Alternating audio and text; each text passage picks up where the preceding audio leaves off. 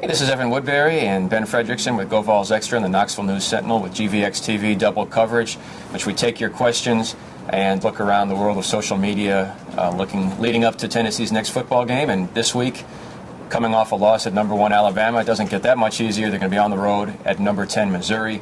And of course, quarterbacks once again has dominated the conversation this week, and a lot of our questions are quarterback related. In fact, I think all of our questions are quarterback related. But let's start with the first one from Matt, and he wants to know about Josh Dobbs, how we think he'll play. I mean, I'm probably not as optimistic as most Tennessee fans seem to be. He looked very good against Alabama, but he's still a true freshman going on the road against a very tough defense. Yeah, we've seen one half of football from Josh Dobbs, and already the Peyton Manning comparisons are being coming out of the woodwork. But I think he'll provide a little bit more athleticism at that role. They're gonna ask him to run a little bit more, keep on some of those read options. So that I think could be a benefit, especially if they can get outside. Mizzou's had some trouble this season containing the perimeter, so if they can use his speed and use his legs to get them outside and between the tackles, it could help them out. And that kind of leads into one of our questions from David, who wants to know what does he add to the offense and how are they going to use him on the ground game. And I think it certainly adds a second dimension to the offense that didn't exist with Justin Worley. With Justin Worley, you didn't have really the threat of a run when they were doing those read option plays, and it was tough to keep defenses honest. Actually, when Worley did scramble occasionally, he had some success, and I think they probably would have liked to have him run more, even though he wasn't that mobile. The big question for me, and I've written about this and talked about this week, is they're kind of thin at the quarterback spot, so how much do you want him running? How much do you want him taking hits? And maybe just have a talk with him about sliding and going out of bounds when necessary. But I mean, that's something I would worry about as a coach. Yeah, it's kind of both teams kind of share that concern. I think Mizzou is down to its backup quarterback and its third string option. Corbin Bergstresser is now hurt with a knee injury. So if Matty Mock gets hurt, it's kind of the same thing. Do they go to a Wildcat? What are they going to do? Are they going to burn another red shirt? What happens if a helmet comes off and you have to go out for a play? These are all concerns that you have to take into consideration when you're looking at one play. Dobbs could be out, so I think that's something that has to factor into the game planning too. You want him being able to run and move the ball with his legs, but you don't want him taking unnecessary hits. So you probably, I would imagine, if he gets out there and moves around a little bit, he's going to be encouraged to slide instead of taking some hits. I think that's safe to say, and that leads into our final question from TJ, and he wants to know about Riley Ferguson. What specifically is his injury? And I don't know that we can give a specific answer because I'm not sure Butch Jones has told us specifically.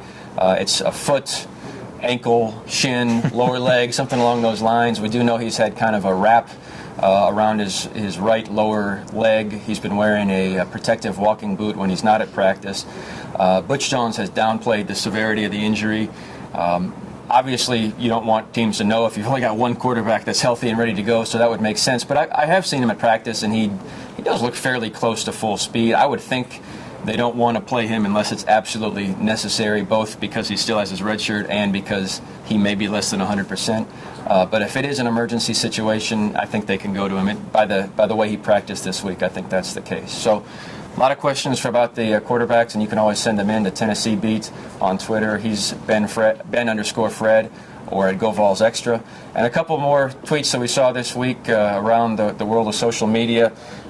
One thing that Butch Jones has talked about extensively is the APR situation. And, this is something that is a big deal to him. Tennessee potentially could have faced penalties in 2014, including a bowl ban. Now, they're not going to be officially released for another 8 months in June, but he says they've received word from the NCAA. They're out of the woods. They're in the clear.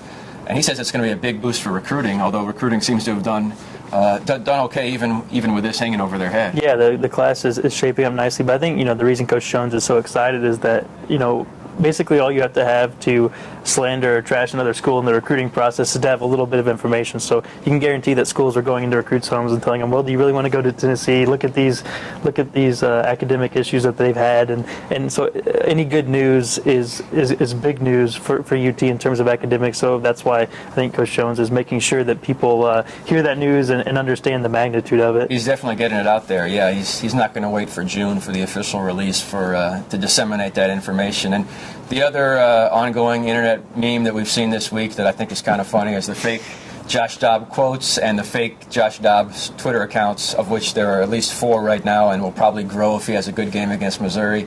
but a little bit of tongue-in-cheek. And it's funny because we don't get to talk to him because he's a true freshman, so I think we have to make up these quotes. And the only thing we know about him is he's really smart, and he's supposedly going to study aerospace engineering. So it's going to be disappointing when he actually starts talking and what he says isn't as interesting as what people are hoping he says on Twitter. I hope he doesn't just speak in football cliches or something. I want real aerospace engineering type comments here. So we'll see.